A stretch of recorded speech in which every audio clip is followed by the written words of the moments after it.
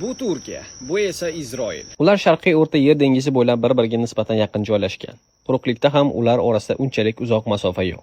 Mana bu Suriya. Hozir Turkiya ham, Isroil ham Suriyadagi harbiy ta'sirini tezlik bilan kuchaytiryapti.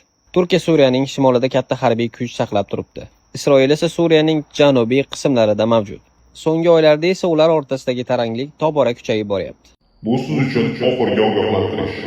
Turkiya Isroilning harakatlaridan norozi bo'lib, uni ogohlantiryapti. Isroil esa Turkiyani ikkinchi Eron deb atayapti. Ammo aslida Isroil Erondan ham ko'ra Turkiyadan ko'proq xavfsiraydi. Sababi Turkiya Erondan ancha kuchli.